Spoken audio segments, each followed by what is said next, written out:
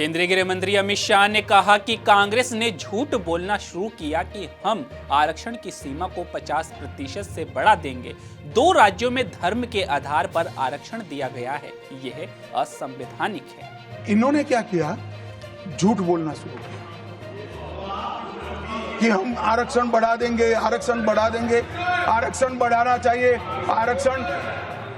आरक्षण 50% से ज्यादा बढ़ा।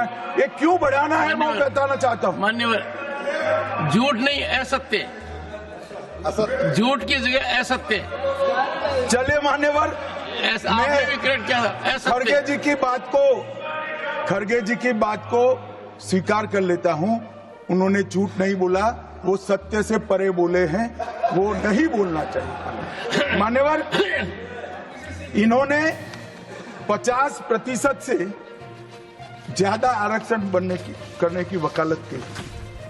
मैं आज देश की जनता को कहना चाहता हूं कि देश के 2 राज्यों में धर्म पर आरक्षण अस्तित्व में है।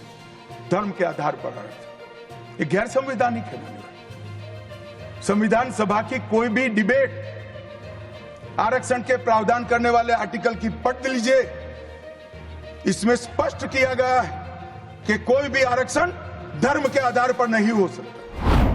राज्यसभा में केंद्रीय गृह मंत्री अमित शाह के भाषण पर राज्यसभा नेता प्रतिपक्ष और कांग्रेस के राष्ट्रीय अध्यक्ष मल्लिकार्जुन खड़गे ने कहा कि आज गृह मंत्री ने जो बातें कही वो सब झूठ है। कि जो आज होम मिनिस्टर ने जो बात की ये सत्य से दूर झूठ है। इस पर उन्होंने एक भी बात सच नहीं कही।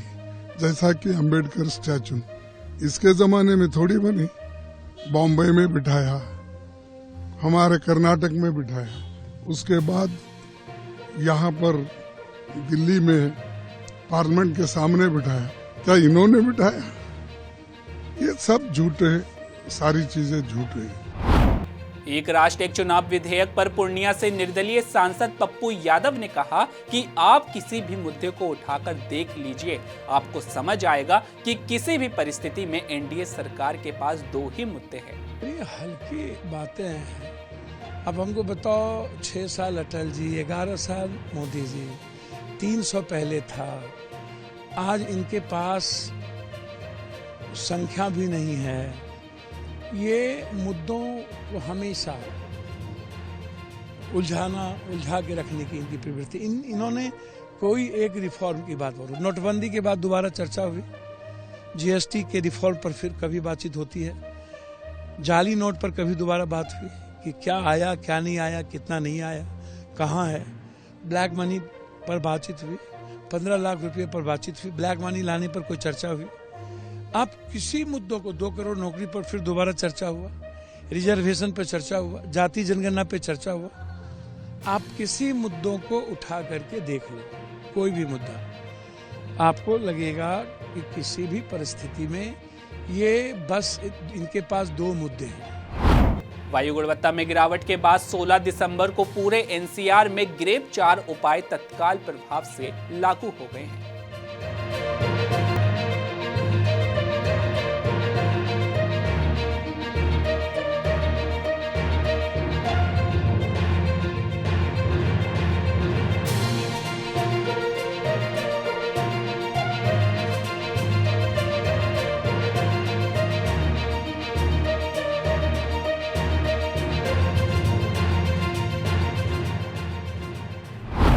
शतरंज विश्व चैंपियन डी गुकेश का स्वागत करने के लिए बड़ी संख्या में लोग इकट्ठा हुए हैं।